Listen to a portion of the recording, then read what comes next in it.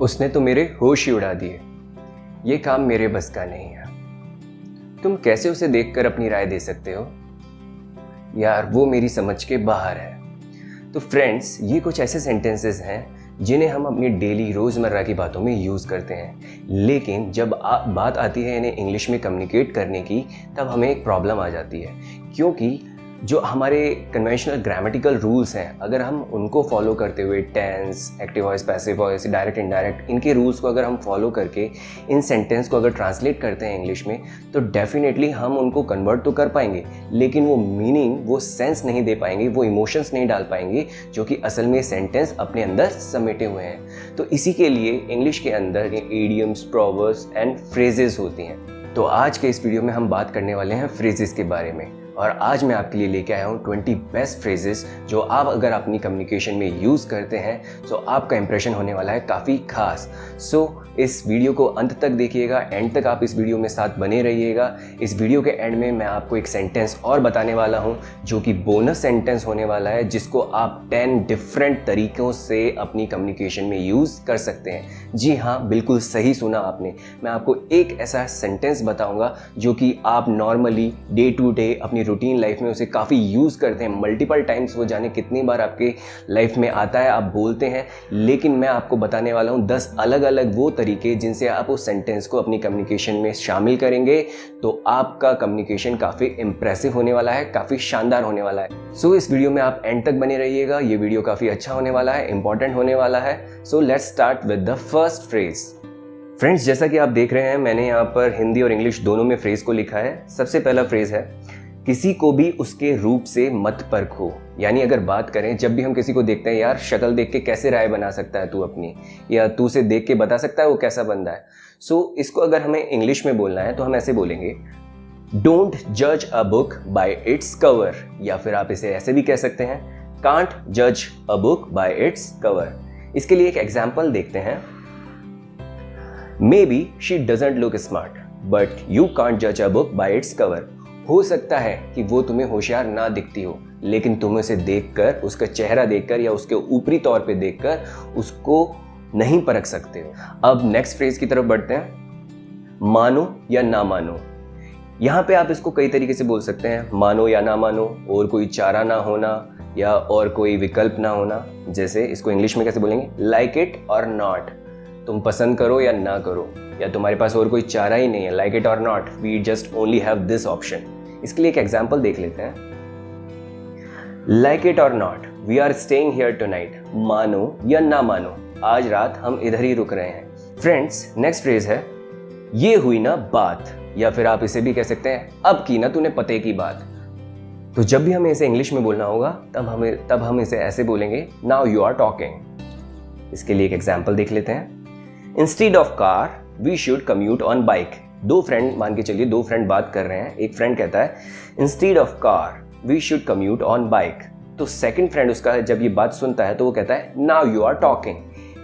यानी अगर हम इसे हिंदी में समझना चाहें, कार की जगह हमें बाइक से चलना चाहिए। तो सामने वाला बंदा कहता है, ये हुई ना बात, या फिर अब की ना तूने पते की बात।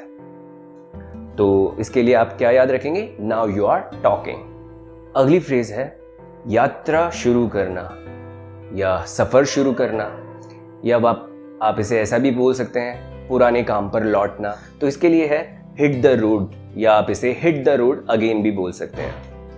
इसके लिए मैंने एग्जाम्पल लिया है, we are here from 2 weeks, now it's time to hit the road again. हम यहाँ 2 हफ्ते से रुके हुए हैं, अब वापस से यात्रा शुरू करने का टाइम हो गया है। जब हम इसको लेम टर्म में अगर हम बोलना चाहें, we should start our travelling again, ऐसे भी बोल सकते हैं।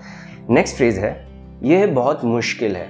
ये हम काफ़ी बार बोलते हैं ये सेंटेंस, और इसको हम इंग्लिश में भी काफ़ी बार यूज़ भी करते हैं, it's too difficult, it's very complicated. लेकिन इसके लिए फ्रेज़ अगर हम ढूंढना चाहें, काफ़ी इंप्रेसिव फ्रेज़ जो हम अपने कम्युनिकेशन में यूज़ करें तो काफ़ी अच्छा रहेगा। सो उसके लिए हम लेके आए हैं, इट्स वे टू हार्ड, यानी ये काफ़ी मुश्किल है, it's way too hard, it's out of my league, it's not my cup of tea. इसको कई तरीके से आप बोल सकते हो। इसके लिए एग्जाम्पल है, it's way too hard than you think, जितना आप सोचते हो ये उससे कहीं ज़्यादा मुश्किल है। नेक्स्ट फ्रेज है, बंद करना या अंत करना। जब भी हम कोई काम कर रहे होते हैं और एंड ऑफ द डे हो जाता है या काम करने का टाइम ख़त्म हो जाता है तो हम इसे बोल सकते हैं कॉल इट अ डे। या कोई ऐसा रीज़न हो जाता है जब हमें सडनली काम बंद करना होता है तब भी हम इसे बोल सकते हैं कॉल इट अ डे, यानी आज के लिए काम को यहीं विराम लगाते हैं, यहीं रोकते हैं। कई बार हम अपनी चीज़ों से संन्यास ले लेते हैं या सेवानिवृत्ति कर लेते हैं, तो उन जगहों पर भी ये फ्रेज़ यूज़ होती है कॉल इट अ डे। इसके लिए आप एग्जाम्पल देख सकते हैं, I am to tired, let's call it a day for today. मैं बहुत थक गया हूँ आज के लिए, चलो आज का काम बंद करते हैं, या आज का काम इधर ही रोकते हैं, या फिर आप इसे इस तरीके से भी कह सकते हैं, आज का काम इधर ही स्थगित करते हैं। अगली फ्रेज है होश उड़ा देना। काफ़ी बार आप ये यूज़ करते हैं, काफ़ी कॉमन फ्रेज है। या भौचक्का रह जाना, इसको आप इंग्लिश में कैसे बोलेंगे? Take your breath away, take your breath away. Example देख लीजिए तो आपको काफी क्लियर हो जाएगा। The stunt was too amazing that it took my breath away. जो करतब था, मान के चलिए आप किसी सर्कस में गए हैं या कोई आप अम्यूजमेंट पार्क में गए और वहाँ पे आपने कोई ऐसा इवेंट या कोई ऐसा आपने स्टंट होते हुए देखा जो आपको काफ़ी अच्छा लगा, जिसको देखकर आप काफ़ी अमेज्ड हो गए थे। तो इसके लिए आप क्या फ्रेज यूज़ कर सकते हैं? The stunt was too amazing that it took my breath away. करतब इतना शानदार था कि उसने मेरे होश उड़ा दिए। ओके, तो आई होप यह फ्रेज आपको काफ़ी पसंद आएगी। नेक्स्ट फ्रेज की तरफ बढ़ते हैं। किसी के लिए मुश्किल पैदा करना। जब हम किसी के रास्ते में जब हम बोलते हैं, काफ़ी कॉमनली ये वर्ड यूज़ करते हैं, ये हमारे रास्ते में रोड़े बिछा रहा है या काम में अड़ंगे डाल रहा है या काम में मुश्किलें पैदा कर रहा है, तो इसके लिए ये फ्रेज यूज़ कर सकते हैं हम, give somebody a hard time. देख लीजिए, इसको थोड़ा सा मैंने सिंपल एक सेंटेंस लिया है। Your practice shows that you will give him a hard time in competition. तुम्हारी तैयारी देखकर लगता है कि तुम कंपटीशन में उसके लिए काफ़ी मुश्किलें पैदा करने वाले हो या उसके लिए काफ़ी रोड़े पैदा करने वाले हो, यानी ये कंपटीशन उसके लिए आसान नहीं होने वाला। आप अगर इसको इस तरीके से भी बोल सकते हैं, किसी चीज़ को आसान ना होने देना। Give somebody a hard time, you gonna give him a hard time. Okay, next phrase है खुशी से आशा करना। ये काफ़ी हम यूज़ करते हैं जब भी हम कोई फॉर्मल लेटर या ईमेल टाइप करते हैं, तब हम ये फ्रेज जनरली यूज़ करते हैं। लुकिंग फॉरवर्ड टू, जैसे मैंने एग्जाम्पल में भी एक ईमेल का ही एग्जाम्पल रखा है जो हम स्टार्टिंग सेंटेंस कई बार यूज़ करते हैं। We are looking forward to a great business relationship with you. हम आपसे अच्छे व्यापारिक संबंध बनाने की आशा करते हैं। या मान के चलिए आप होस्ट हैं और आपके यहाँ पर कोई गेस्ट आया है और गेस्ट को सी ऑफ करने का टाइम आ रहा है और गेट पे आप जब उसे सी ऑफ करने जा रहे हैं, then you have certain courtesy to say him like that we are looking forward to host you again या प्लीज़ कम अगेन। तो ये फ्रेज़ आप उस जगह पे यूज़ कर सकते हैं। नेक्स्ट फ्रेज है मेरी समझ के बाहर, या फिर इसे ऐसा कहें मेरी पहुंच के बाहर, मेरी समझ से परे, मेरे दिमाग में नहीं घुसता है। तो इसको आप ऐसे बोल सकते हैं, it's beyond me, it's beyond me. Example देख के आपको आई होप क्लियर हो जाएगा। What ever she is teaching it's beyond me. वह जो भी सिखा रही है वह मेरी समझ के बाहर है। एक एग्जाम्पल आप ऐसे भी ले सकते हैं, उसका एटीट्यूड मेरी समझ के बाहर है, या उसका एटीट्यूड मुझे समझ में नहीं आता है। I don't understand his attitude, या his attitude is beyond me. आप इसको ऐसे भी बोल सकते हैं। नेक्स्ट फ्रेज है अच्छा पहलू ये है। इसको हम ऐसे समझ सकते हैं, जब भी आप कभी बात करते हो तो आप बोलते हैं किसी भी चीज़ के दो पक्ष होते हैं या दो पहलू होते हैं, एक राइट होता है, एक रॉन्ग होता है। तो किसी भी चीज़ का ब्राइट साइड क्या होता है, उसके लिए हम ये फ्रेज यूज़ करते हैं, on the bright side. Example देख लीजिए, on the bright side the car you rammed into was covered with insurance. अच्छी बात यह रही कि जो कार तुमने ठोकी उसका इंश्योरेंस था। यानी अगर आप समझना चाहें सेंटेंस के अंदर फीलिंग, जो सामने वाला बंदा किसी बंदे से बात कर रहा है, उसने एक्सीडेंट कर दिया कार का, काफ़ी बुरी घटना हुई, क्योंकि एक्सीडेंट हुआ है तो definitely it was the worst event. ये एक काफ़ी बुरी घटना थी, लेकिन उस बुरी घटना में भी अच्छी बात क्या थी कि जब एक्सीडेंट हुआ और जिस सामने वाली कार को तुमने ठोका, the car you rammed into, जिस कार में तुमने अपनी गाड़ी घुसेड़ी, वो कार कवर्ड थी इंश्योरेंस के। सो आप इसको इस तरीके से बोलेंगे, on the bright side the car you rammed into was covered with insurance. Okay, next phrase है सीधे निष्कर्ष पर मत पहुंचो। Don't jump to conclusion. ये हमारी फर्स्ट वाली फ्रेज से थोड़ा सा मिलता जुलता है, जिसमें हमने कहा था डोंट जज a book by its cover, यानी ऊपरी तौर पर देखकर ही किसी चीज़ की तह तक मत पहुंचो। ऐसे ही इस पे भी बोल सकते हैं हम, सीधे निष्कर्ष पर मत पहुंचो, डोंट जंप टू कंक्लूजन। जब भी हम किसी से बोलते हैं यार तूने सारे अच्छी तरीके से सारे सबूत चेक कर लिए, सारे फैक्ट्स वगैरह चेक कर लिए, सारे सबकी बातें सुन ली, तब जाके आप निर्णय करो, तब जाके आप डिसीजन करो। ऐसे बिना सोचे समझे एक बंदे की बात सुन के आप डिसीजन मत करो। एग्जाम्पल देख लेते हैं। Don't jump to any conclusion until you have gone through all the evidences. जब तक तुम सारे सबूत ना देख लो, जब तक तुम सारे सबूतों को अच्छी तरह परख ना लो, तब तक सीधे निष्कर्ष तक मत पहुंचो। नेक्स्ट फ्रेज है, ये भी काफ़ी कॉमन फ्रेज है, या हिंदी में हम इसे कहें, इस सेंटेंस को हम काफ़ी यूज़ करते हैं। मैं इसे कैसे बताऊं, मैं इसे कैसे प्रस्तुत करूं, या मैं इसे कैसे किसी के सामने रखूं। How shall I put it. जब भी बात आती है यार मैं कैसे बोलूँगा, how shall I put it, या मैं इसे कैसे करूँगा, how shall I present it, तो आप इस फ्रेज को आप यूज़ कीजिएगा। एक एग्जाम्पल देखते हैं। How shall I put it to impress the audience. मैं दर्शकों को प्रभावित करने के लिए इसे कैसे करूं। मान के चलिए आप परफॉर्मर है, कहीं पे आपकी कोई स्टेज पे परफॉर्मेंस होने वाली है और परफॉर्मेंस पे जाने से पहले आप नर्वस हैं। How shall I put it in front of the audiences to impress them. मैं इसे कैसे करूँगा, ऑडियंस को इम्प्रेस करने के लिए कैसे प्रेजेंट करूँगा। ओके, नेक्स्ट फ्रेज देखते हैं। मैं खुद इससे बेहतर नहीं कर सकता था। ये भी आप काफ़ी बार बोलते हैं। I couldn't have done it better my self, यानी मैं इससे अच्छा नहीं कर सकता था, या तुमने जैसा किया मैं उतना तो कर ही नहीं सकता था, मेरे बस की बात ही नहीं थी। इस एग्जाम्पल में देख सकते हैं, you did a great job, I couldn't have done it better my self. आपने बहुत अच्छा किया है, इससे अच्छा तो मैं भी नहीं कर सकता था। अगर मैं भी आपकी जगह होता तो मैं भी उतना अच्छा नहीं कर सकता था जितना आपने किया है। तो जब भी आप इस तरीके के सेंटेंस बोलने वाले हों, so please keep this phrase into your bucket list. Okay, अगली फ्रेज है गलत शुरुआत होना, गलत फहमी होना।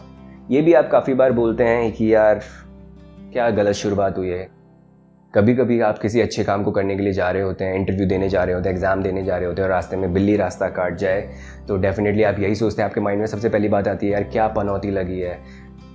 या फिर आप इसे ऐसे कह सकते हैं यार आज तो गलत शुरुआत हो गई, किसी का मुंह ही गलत देख लिया।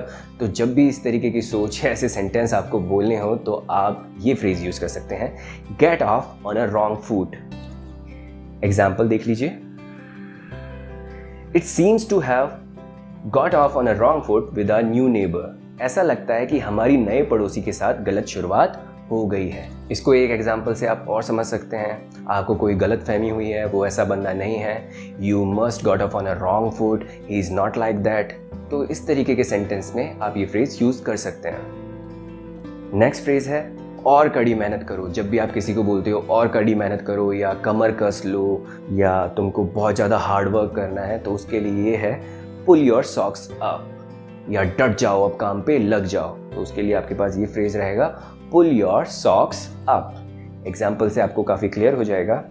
If you want to score high marks in exams you need to pull your socks up. यदि तुम्हें एग्जाम में अच्छे नंबर चाहिए तो तुम्हें और कड़ी मेहनत की ज़रूरत है, तुम्हें और अपनी कमर कसनी पड़ेगी। अब देखिए यहाँ पे एक जगह आप बात कर रहे हो कमर कसने की, और उसका मीनिंग क्या निकल रहा है? उसका मीनिंग ये नहीं निकल रहा कि आप बेल्ट पहन रखा है आपने और उसको ओवर टाइट किए जा रहे हो, अपनी कमर को ओवर टाइट किए जा रहे हो, कमर कसे जा रहे हो। यहाँ पे मीनिंग निकल रहा है कठिन परिश्रम से, हार्ड वर्क से। सो सी, फ्रेजेस वो ही हैं जो वाक्यों का ऐसा हिस्सा, वाक्यांश कहलाते हैं फ्रेजेस, जो आपको शब्दों का एक ऐसा ग्रुप होता है जो आपको एक अलग ही मीनिंग बताता है, जो उसके अंदर भावना छुपी रहती है, जो उसके अंदर फीलिंग छुपी रहती है, वो फ्रेज के थ्रू आप एक्सप्रेस करते हैं। नेक्स्ट फ्रेज है, ये भी काफ़ी कॉमन है, हम इसको कई तरीके से बोल सकते हैं। यहाँ पे मैंने एक पैटर्न लिखा है, परिपक्व बनो, बच्चे की तरह बर्ताव मत करो। हम कई ऐसे लोगों से मिलते हैं जो काफ़ी चाइल्डिश बिहेव करते हैं, या बच्चों की तरह उनकी आदतें होती हैं।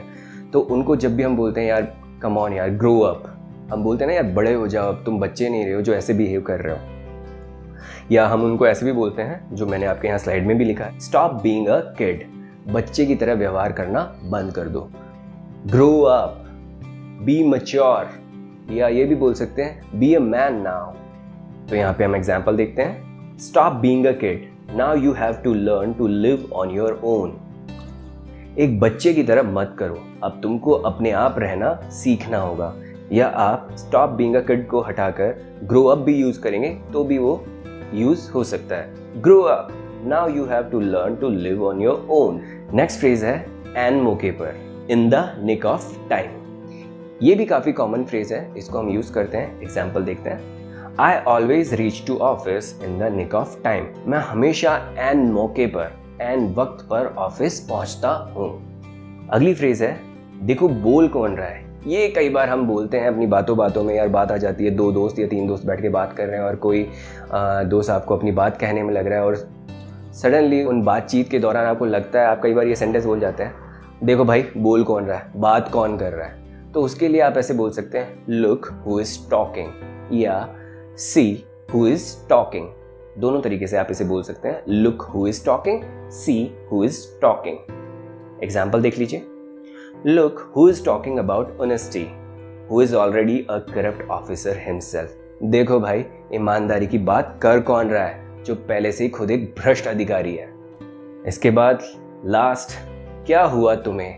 हम कई बार कोई दोस्त हमारा उदास बैठा होता है, कोई घर पे बहन भाई उदास बैठे होते हैं, कई बार किसी को टेंशन हो रही होती है तो हम जाके उसको पूछते हैं, कंधे पे हाथ रख के बोलते हैं क्या हुआ, कोई प्रॉब्लम है क्या। तो इसको बोल सकते हैं हम ऐसे, what's wrong with you, is everything okay. Example देखिए।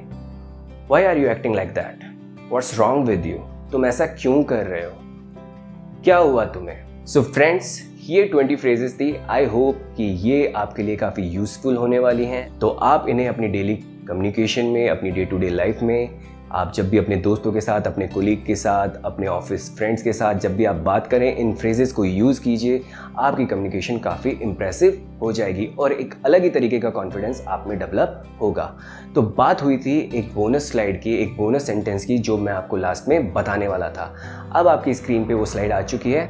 तो ये जो सेंटेंस है वो है हाउ आर यू, कैसे हैं आप। तो इसको अगर हम अलग अलग तरीके से बोलना चाहें तो सबसे फर्स्ट जैसे मैंने लिखा है हाउ आर यू डूइंग, इसका मतलब भी होता है आप कैसे हैं। हाउ डू यू डू, जब हम अपनी प्राइमरी या अपर प्राइमरी क्लासेस में जब हम पढ़ते थे तो हमें टीचर जब भी हमारा ओरल एग्जाम लेती थी तो वो इसी तरीके के क्वेश्चन पूछती थी, how do you do. How is everything, सब कैसा चल रहा है। हाउ आर यू डूइंग, तुम कैसा कर रहे हो, इसका मतलब भी यही होता है कि आप कैसे हैं, आपका सब कुछ कैसा चल रहा है। व्हाट्स न्यू, या इसको ऐसे भी कह सकते हैं, व्हाट्स न्यू अराउंड यू, आसपास कोई नई ताजा खबर है भाई, कुछ नई बातचीत हुई है।